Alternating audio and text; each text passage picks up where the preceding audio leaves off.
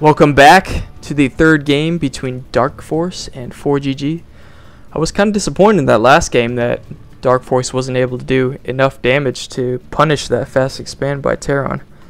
It seems pretty odd that Terran is able to fast expand like that with not much to worry about repercussions. But perhaps Darkforce attacked the wrong thing when he first went in. He left that bunker alone with those Marines just sitting it when he could have probably just blown it up with his banelings on the first rush in. So he might have been able to, that might have been a slight mistake. Instead he went for the reactor, he used all those banelings on that reactor and the supply depots right at ForGG's wall and did not start to kill off ForGG's army soon enough. And so the rest of his streaming Zerglings then just got taken out quite quickly. I would love to see a second attempt of that. A second attempt of the fast expand bust by Darkforce. But we shall see. Shall we? Shan't we? Yes, we shall. Yes, we shall. SCV Scout going out. So he might not be. He learned his lesson from last game. He's going to be looking to see what Darkforce is doing, or either that or it could be a barracks going down, and it is a barracks going down. So instead of doing his own fast expand, ForGG is doing a marine push. 2 barracks marine push into Darkforce is natural.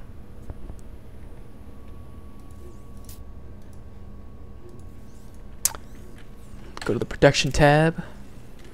What shall we see? Neither player has scouted each other out yet. What if Darkforce actually did what he did last game against this 2 barracks push? Who would be ahead by the end of that? I would think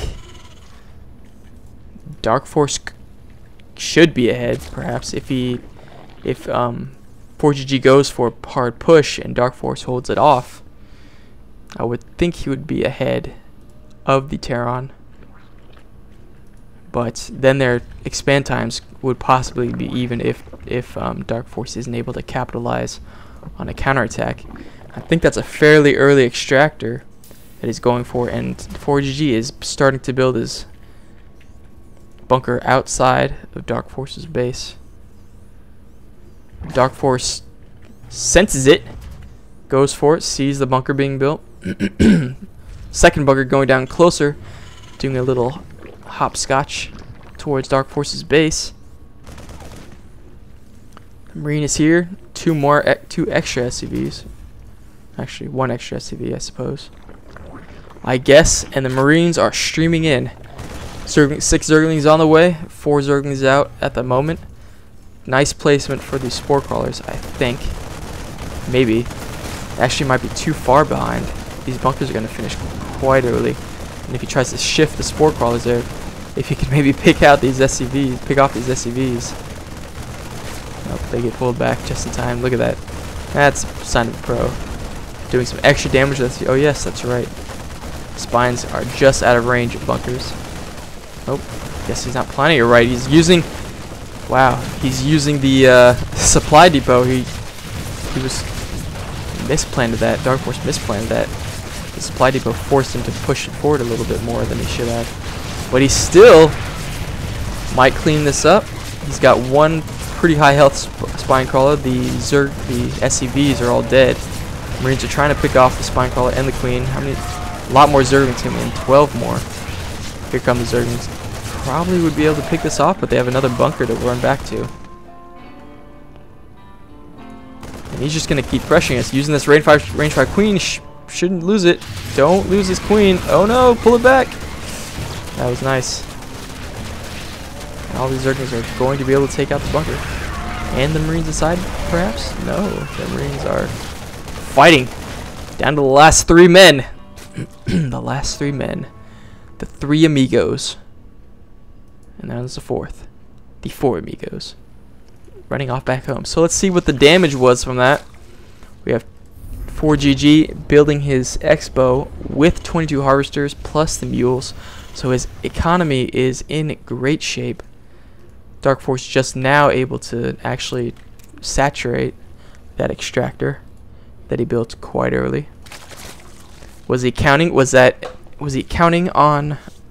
Was he not expecting that early push from ForGG, which is why he used that drone for that reactor? ForGG walling off with his barracks, with his big bulky barracks, trying to snipe that overlord.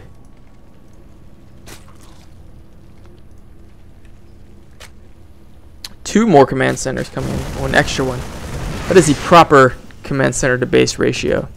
For every base you have to have 3 command centers, and every Terran should know that. I've seen some Terran not do that. 1 command center to 1 base, and then they lose, or they don't do as well. They might not lose, I'm not sure, but definitely the correct command center to base ratio is 3 to 2. I can almost guarantee that.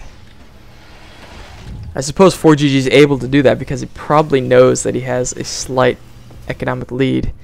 Darkforce is getting his own 3rd base up. Evolution chamber coming down. Not a layer hasn't been morphed quite yet. The metabolic boost is already on its way. What Darkforce is going to use his gas on, I'm not sure.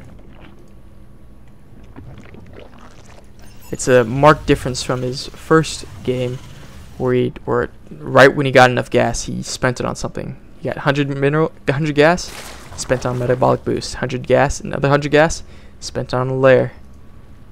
Now he's kind of building up that resource, and he might not know what to do with it. I'm not sure. He's getting his melee attack upgrade.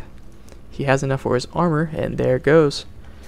Blue flame coming in for ForGG. The Overlord Scouts seeing that 2nd orbital command, so that would tell him that ForGG is going for perhaps a more economic build to get ahead. So Darkforce should try to be saturating this as soon as he can. He's got a stream of steady drones coming in with some Zerglings to defend, just in case of any Hellions that might come on in, which are most certainly coming on. 2 factories, one with a reactor, one with a tech lab, getting the blue fire. Researching that fire. Does he have any marine upgrades? He does not have combat shield. He's getting more reactors. Notes. Oh, here comes the combat shield. So it's going to be a marine Hellion push coming through. And the starport's coming in as well. Probably for a few medevacs to keep those marines alive as long as possible. Where is that starport? In an armory. A quick armory. That is interesting. So, which would mean perhaps that ForGG is going for Thors, or he's just trying to get that vehicle upgrade, attack upgrade, just to roast the Zerglings even harder than normal. Darkforce's melee upgrades are about to finish. Heavy morphin of banelings, 18 banelings coming in. And a reinforced resupplying of 26 Zerglings, and the forward queen gets roasted out in front. The natural 3rd queen. Oh, look at those banelings. They are all clumped up.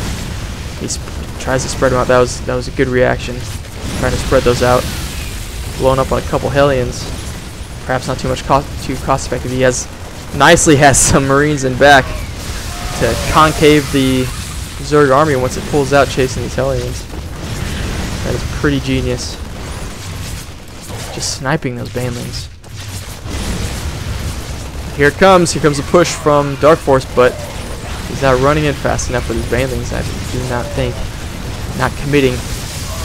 When you're Zerg, it's incredibly frustrating to get attacked like this because you have to keep all these little units under control, but every time they poke in and you lose a few Zerglings or banelings here and there, it reduces the massive army that you need to actually make a push and Zerg the opponent and overwhelm them.